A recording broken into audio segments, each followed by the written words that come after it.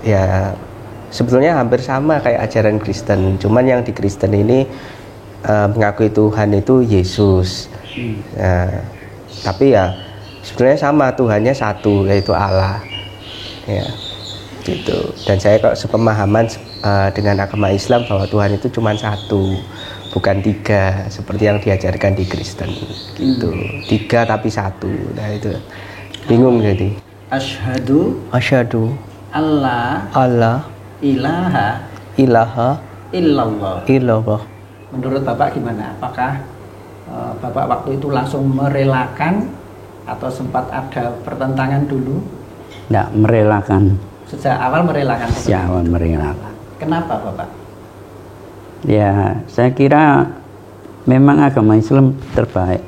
Terbaik. Terbaik. Kemudian, bagi saya juga.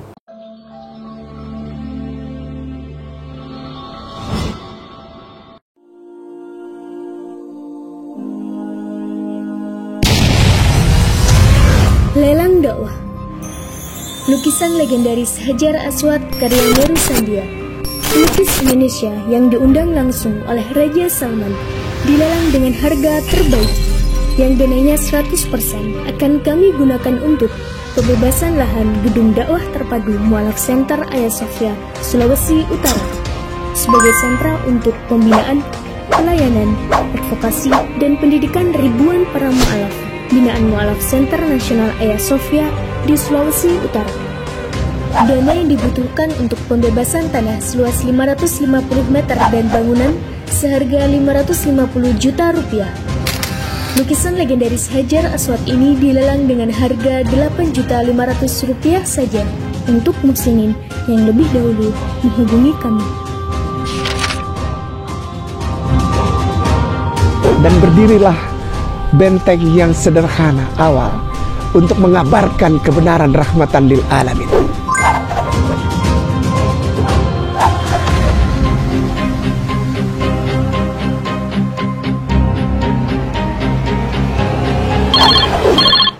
Assalamualaikum warahmatullahi wabarakatuh. Waalaikumsalam. Alhamdulillahirabbil alamin wa bihi nasta'in wa ala umuri dunya waddin. Asyhadu an la ilaha illallah wa asyhadu anna sayyidana wa nabiyyana Muhammadan abduhu wa rasuluh shadiqul wa'dil amin. Allahumma shalli wa sallim wa barik ala sayyidina Muhammad wa ala ali sayyidina Muhammad. Ya. Umur berapa sekarang, Mas? 32, 33 sekarang, 33. 32 ke 33.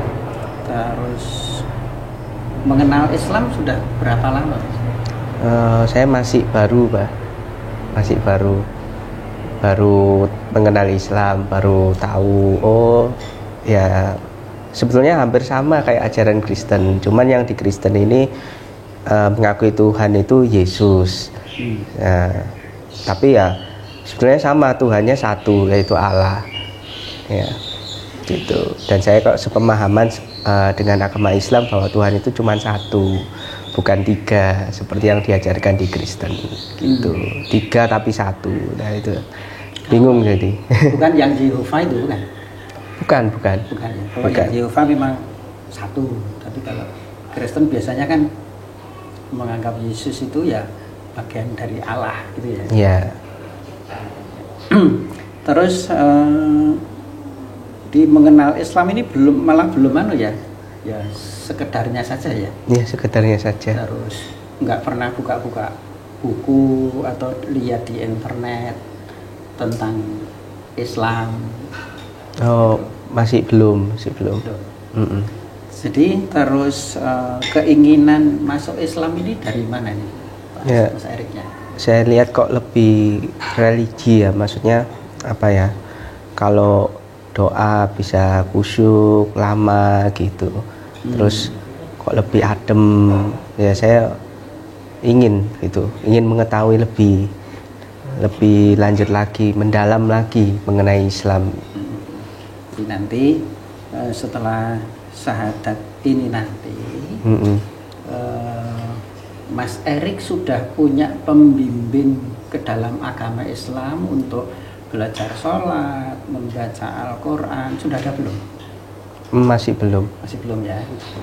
Jadi nanti begini, perbedaan yang jelas antara Kristen dengan Islam itu, kalau Kristen itu meskipun menganggap Allah itu sebagai Tuhan yang patut disembah, tapi juga menganggap bahwa Yesus itu bagian dari Tuhan itu sendiri, dan dalam berdoa atau menyembah itu bukan menyembah Yesus. Kalau di Islam itu nanti Yesus itu sebagai rasul, dan banyak sekali ayat-ayat di Bible itu yang menyatakan bahwa Yesus itu rasul. Tetapi ada pengarahan, pembelokan bahwa Yesus itu ya Allah itu.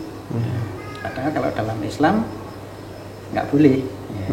Yesus itu seperti Adam, diciptakan dari sesuatu yang kecil, yang tidak ternilai, tidak bernilai, seperti debu. Tuhan mengatakan jadi, maka Adam jadi, tanpa bapak, tanpa ibu. Nah, Yesus ini masih ada ibunya. Jadi kalau dianggap itu Tuhan, ya itu nggak tepat. Dan juga kita tahu bahwa binatang-binatang itu ada yang bisa berubah, kadang dia sebagai jantannya, kadang sebagai betinanya, dan ada juga yang bisa beranak tanpa ada jantannya. Nah, itu di binatang pun seperti itu. Jadi kejadian Yesus lahir tanpa ada peranan seorang laki-laki itu adalah sesuatu yang biasa. Menurut Tuhan itu ciptaanku yang lain pun banyak seperti itu. Jadi nggak perlu Yesus yang dilahirkan oleh Maryam atau Maria itu dianggap sebagai Tuhan.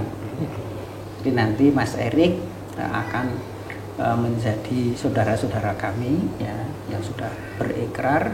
Hari Kamis kemarin juga ada seorang wanita juga menjadi mu'alafah.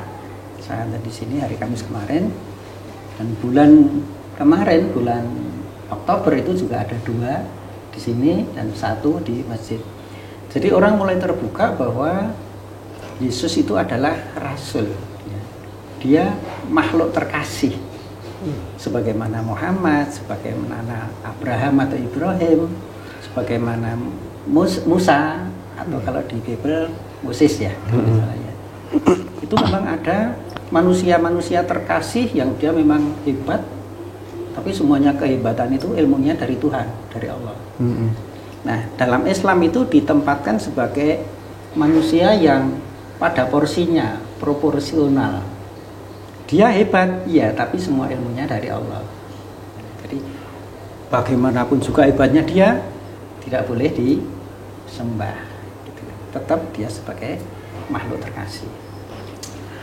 Baik, Mas Erik, mohon maaf di sebelahnya ini ayah Anda? Iya, papa saya. Bapaknya, mohon maaf Bapak, Bapak seorang Muslim atau masih belum Muslim?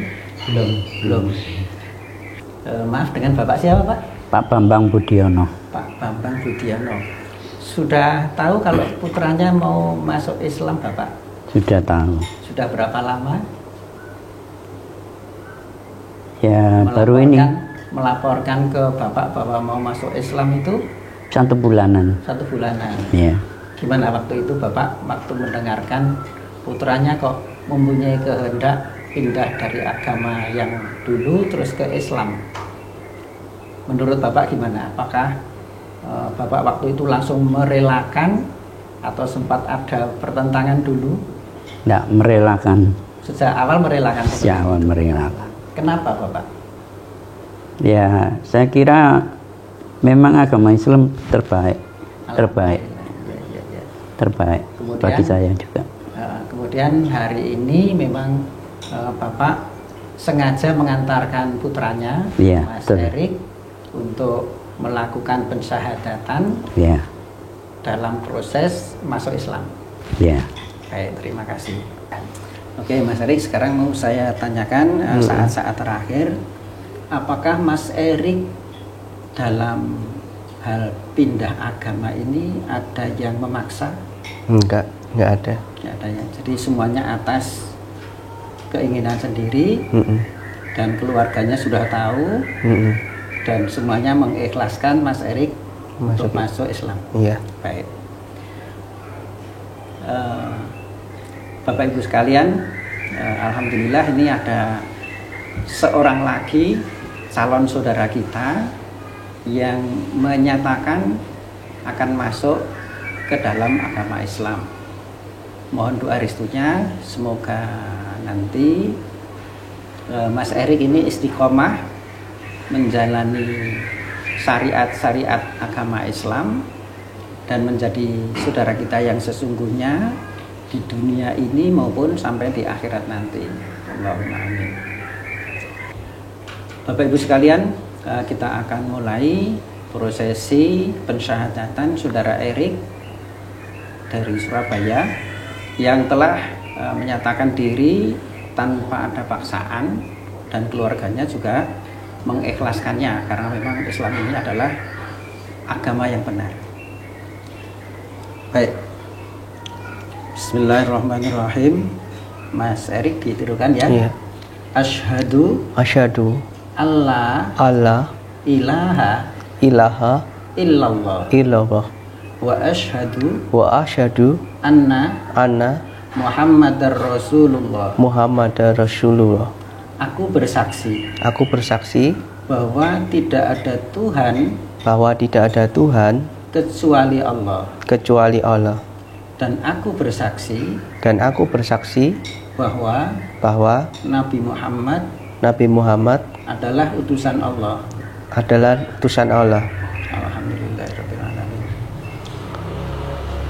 Alhamdulillahirabbil alamin. Hamdasy syakirin, hamdan na'imin, hamdan yuafi ni'amahu wa yukafi mazidah. Ya Rabbana lakal hamdu kama yanbaghi li jalali wajhikal karimi wa 'azimi sultanik. Allahumma taqabbal minna innaka antas sami'ul 'alim wa tub 'alaina innaka antat tawwabur rahim. Allahumma arinal haqqa haqqan warzuqna ittiba'ah wa arinal batila batila warzuqna ijtinabah.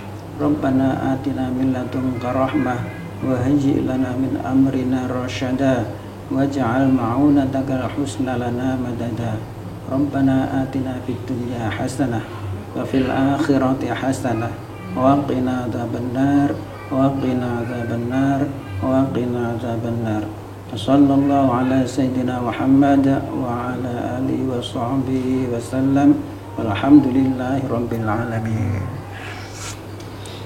Alhamdulillah, pensyahadatan Mas Erik sudah selesai. Untuk selanjutnya saya akan sedikit membekali kepada Mas Erik untuk menjalani kehidupan sebagai seorang muslim. Mas Erik, setelah Mas Erik mengucapkan 2 kalimat syahadat, ada kewajiban-kewajibannya.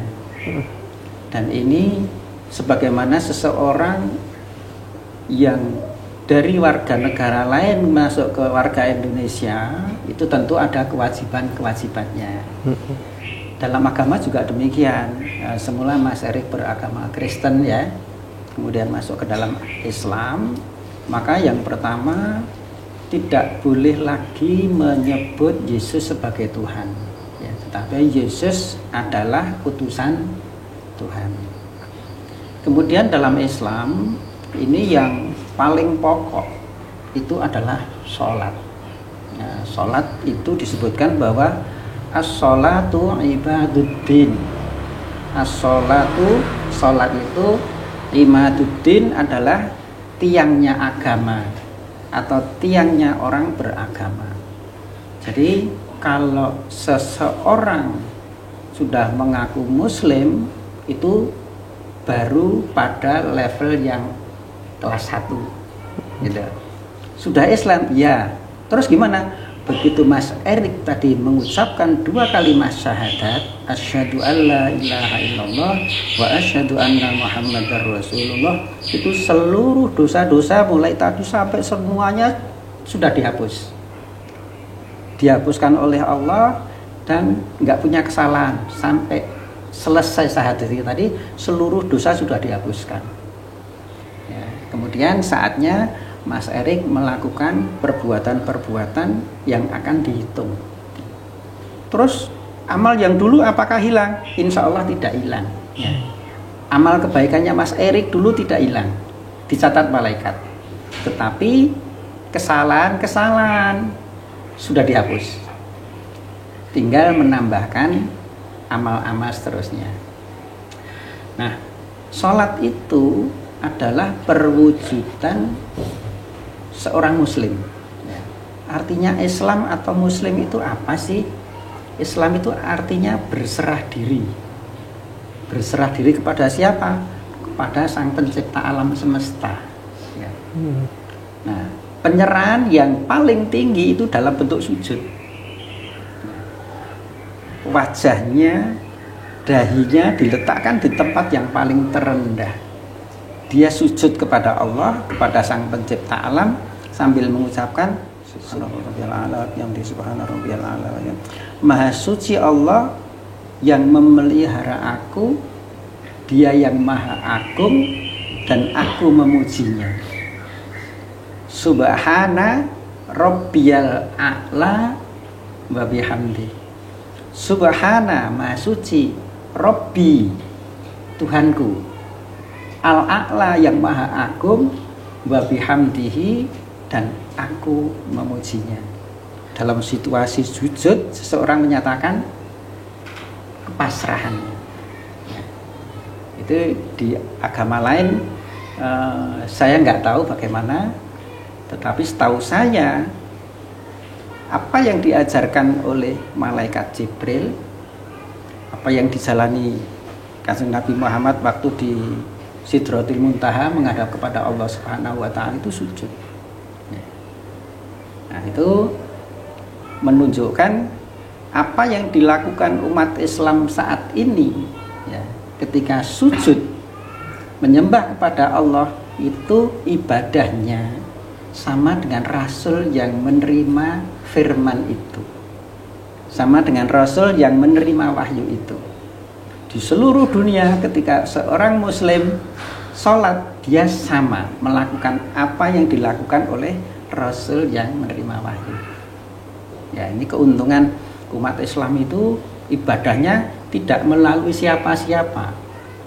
Pengampunan dosa itu yang langsung seseorang itu ketika sujud kepada Allah atau mohon ampun kepada Allah itu langsung.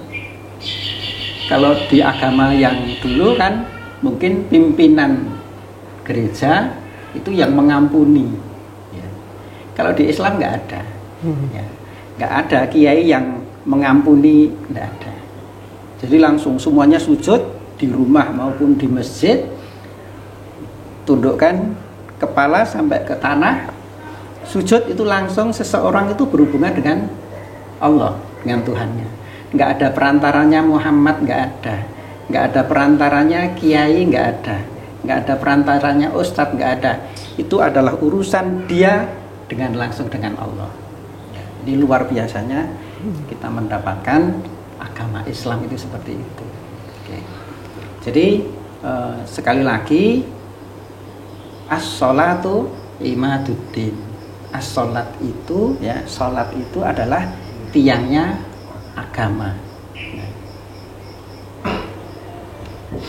Faman aqomaha, barang siapa menegakkan sholat, melaksanakan sholat, faqad aqomaddin, maka dia sudah betul-betul menegakkan agama itu sendiri, agama Islam. Waman tarokaha, maka barang siapa yang meninggalkan sholat itu, faqad hadamaddin, maka dia melemahkan atau merobohkan agama itu. Jadi orang itu sendiri akan roboh.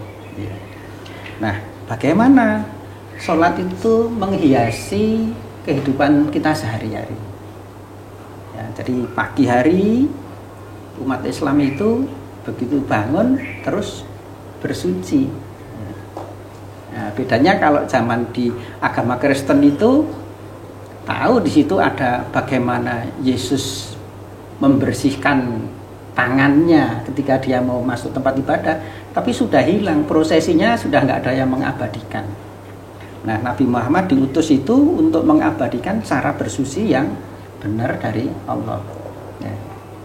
Itu caranya gimana? Nah, kalau kita mau sholat, misalkan bangun tidur, kita akan menghadapi dunia ini kan. Nah, itu kita harus sholat. Ya. Karena semua apa yang diberikan oleh Allah ketika kita bangun itu, wah, alhamdulillah. Ya. Sudah dibangunkan dari yang sebenarnya kita bisa terus meninggal itu bisa, ya. Tapi kita bangun, makanya kita melakukan syukur dalam bentuk sholat. Ya. Maka ketika seseorang akan sholat itu dituntun oleh Allah dalam firman-Nya bagaimana cara bersuci. Jadi cara bersucinya umat Islam itu bukan karangannya Nabi Muhammad, bukan karangannya kiai, tapi langsung firman dari Allah. Ya. Idza kumtum ila sholah, kalau kamu mau berdiri melaksanakan sholat, faghsilu wujuhakum. Ini firman Tuhan, firman Allah ya. Maka cucilah mukamu. Wa aydiyakum, dan kedua tanganmu, ilal marafiqi, sampai ke siku. Jadi kalau kita melakukan ini ya, kemudian sampai ini firman Tuhan yang kita laksanakan. Idza kumtum ila sholati faghsilu wujuhakum, wajahnya batasnya sampai ke rahang ini ya, depan ini yang enggak kena rambut itu. Wa idiyakum ilal marafiqi, dan kedua tanganmu sampai ke siku. Kanan dulu apa kiri dulu? Kanan dulu. Ya, Nabi Muhammad itu ngajarkan kanan dulu. Ya, kemudian wamsahu biruusikum, setelah tangan ini 3 kali, kiri 3 kali, wamsahu biruusikum, maka usaplah rambutmu, kepalamu sampai ke belakang itu. 3 kali. Wa arjulakum, dan kakimu, jadi setelah kepala, kemudian kaki ilal ka'bah, ini minimal sampai mata kaki. Ya. Itu cara berwudu. Nah, nanti secara bertahap yang akan ngajari Mas Erik siapa nanti, kalau belum ada bisa belajar di sini. Ya, saya welcome saja. Nanti tinggal WA-an kapan datang. Terima kasih ya, Pak. Gitu. Supaya apa? Nah, ini sebentar saya akan mereview sebentar.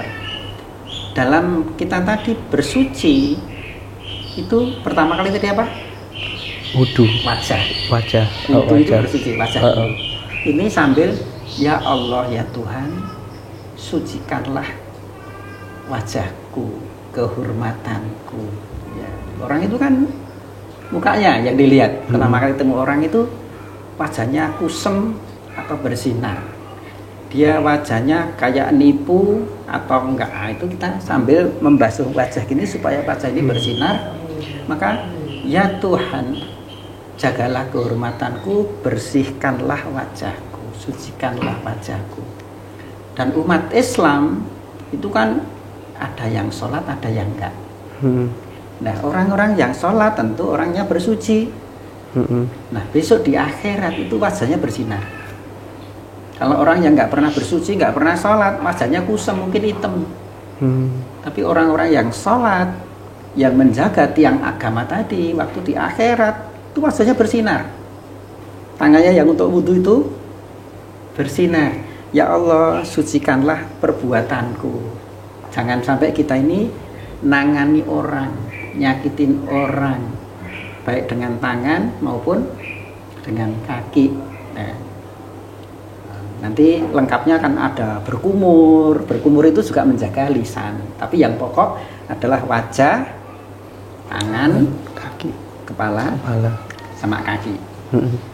Nah, yang lain-lain seperti berkumur, terus bersihkan hidung, telinga itu tambahan. Nah, boleh-boleh saja pakai itu lebih bagus, pahalanya lebih banyak.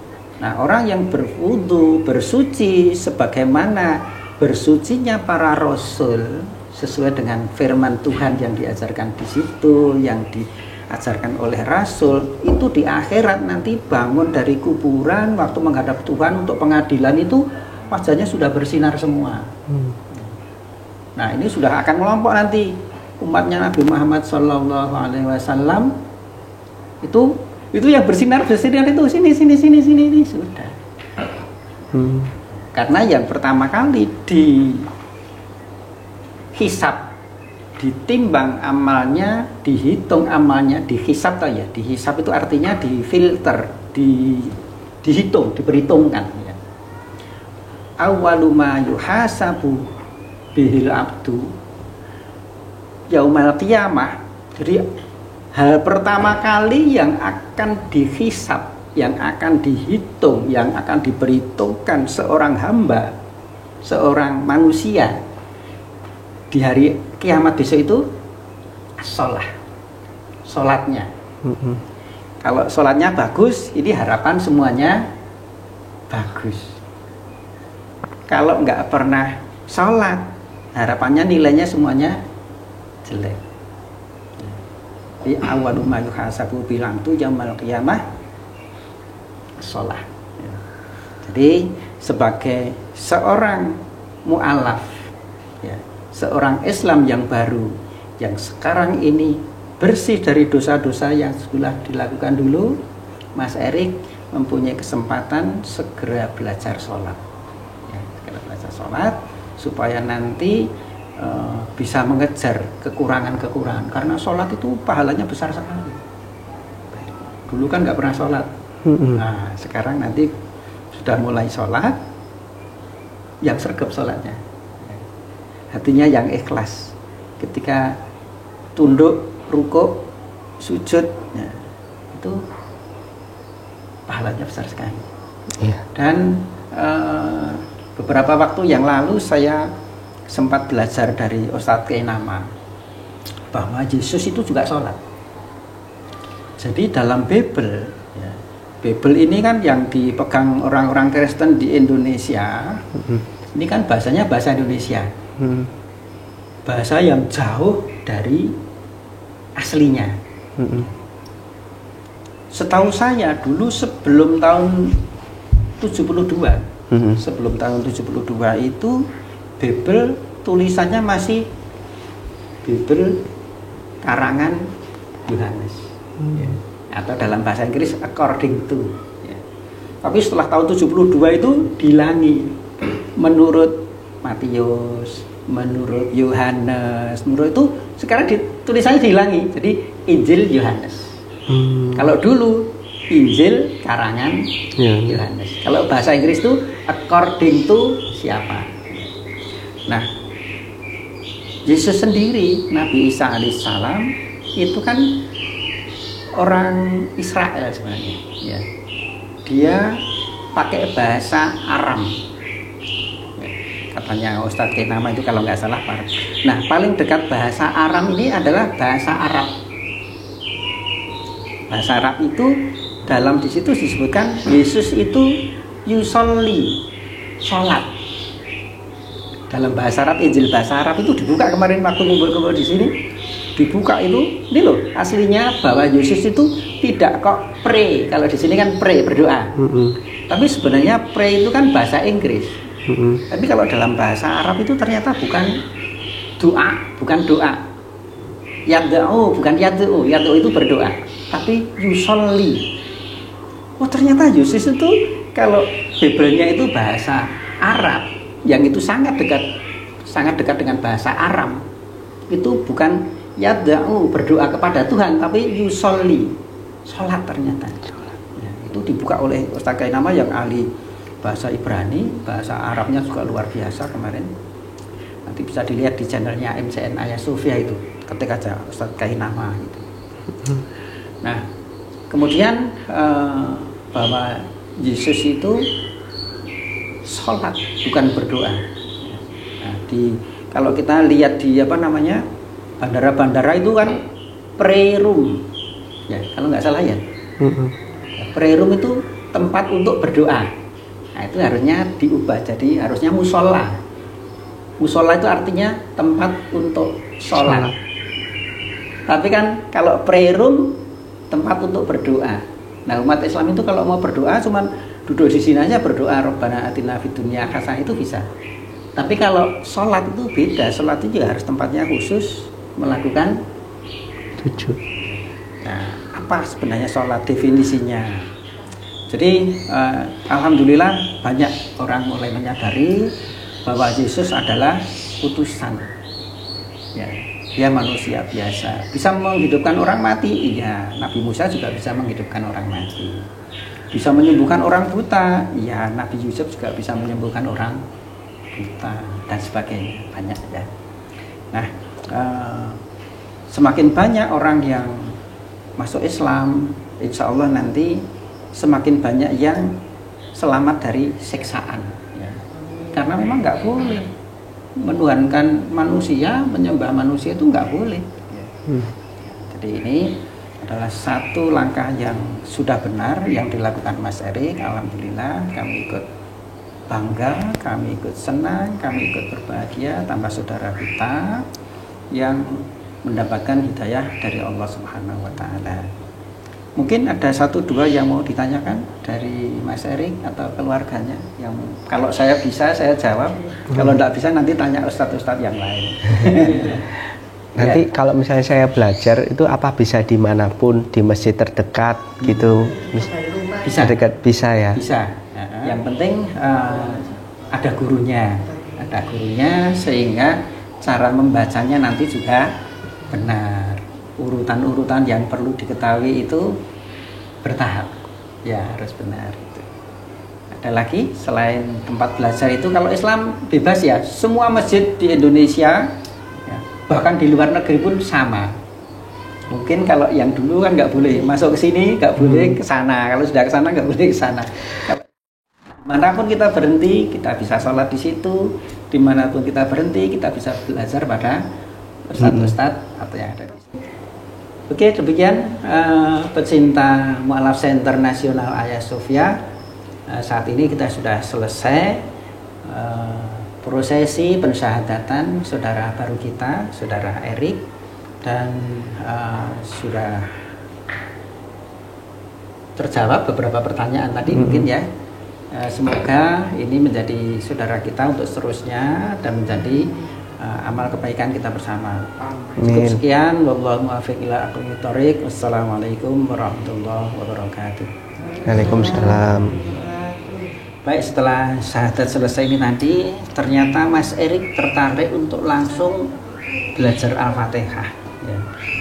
Nah, ini untuk Mas Erik dan juga para hadirin perlu tahu bahwa Al-Fatihah ini surat yang paling depan. Dalam Al-Quran itu Al-Fatihah ini surat yang paling depan, dan dia juga dinamakan Al-Fatihah itu karena dia sebagai pembuka. Jadi banyak juga yang surat Al-Fatihah itu untuk doa yang macam-macam. Mau buka apapun, buka usaha, buka tempat praktek, buka apapun itu dibacakan surat Al-Fatihah yang banyak karena surat pembuka. Nah, Al-Fatihah ini juga disebut Sab'ul Masani. Sab'ul Masani ini adalah 7 ayat yang diulang-ulang. Ini namanya Sab'ul Masani. Dia juga disebut Al-Fatihah ini juga disebut Ummul Kitab. Dari Al-Quran yang setebal itu induknya itu adalah Al-Fatihah ini. Ya, makanya ini harus betul-betul dihafalkan, difahami, diamalkan. Ini firman Tuhan asli dari Allah, dibawa oleh Jibril atau Roh Kudus, disampaikan kepada Nabi Muhammad dan ke seluruh dunia dan sampai ke kita. Ya, ini adalah surat yang sangat bagus. Nah, Al-Fatihah itu sendiri di bagian depan itu memuji kepada Allah. Sebagai seorang hamba itu kita memuji kepada Allah. Nanti bagian akhirnya baru minta kepada Allah. Ya, jadi itu sopan santun dalam Islam. Ketika kita berdoa harus memuji kepada Allah dulu. Ya.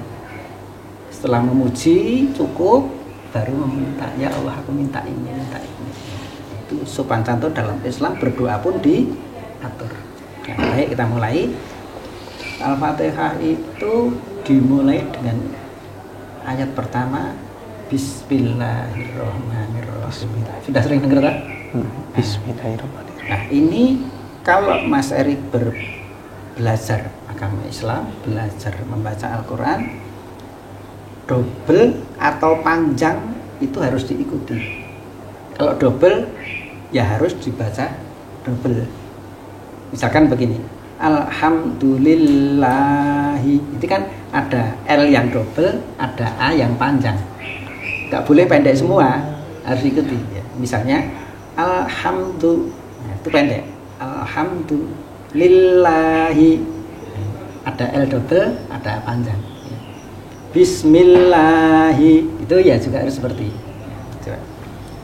Coba saya mulai dulu ya. Bismillahirrahmanirrahim. Panjang gitu langsung bisa enggak? Coba ya. Coba. Bismillahirrahmanirrahim. R-nya double terasa ya? Ya. Oke, ulangi lagi ya. Bismillahirrahmanirrahim. Mbak sendiri? Bismillahirrahmanirrahim. Ya, itu tadi sudah hafal, tapi R-nya belum double. Perhatikan ya. Bismillahirrahmanirrahim. R-nya double bergetar. Coba ulangi. Bismillahirrahmanirrahim. Ya. Oke, sekali lagi. Yang terakhir itu nirrahim ya. Bismillahirrahmanirrahim. Yang pertama hirrahman, yang belakangan nirrahim pakai N. Ya, dengarkan lagi ya sebenarnya. Bismillahirrahmanirrahim. Yuk. Bismillahirrahmanirrahim. Nah, itu ayat pertama. Oke. Kemudian yang ayat kedua, Alhamdulillahi Rabbil alamin. Dengarkan lagi. Alhamdulillahi Rabbil alamin. Bisa? Bareng dulu ya. Alhamdulillahi Rabbil alamin. Bagus. Jadi kalau ngaji itu jangan kesusu nabrak sampai belakang. Ketika ada sedikit jeda itu artinya kita membacanya kata per kata. Nah, nanti kalau ada waktunya saya jelaskan kata per kata ya. Ulangi lagi ya. Alhamdulillahi Rabbil alamin. Ulangi ya. Yuk.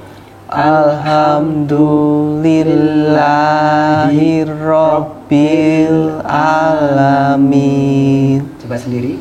Alhamdulillahi Rabbil alamin. Walabdolin. Sekali lagi. Walabdolin. Kurang panjang. Kesusu. Walabdolin.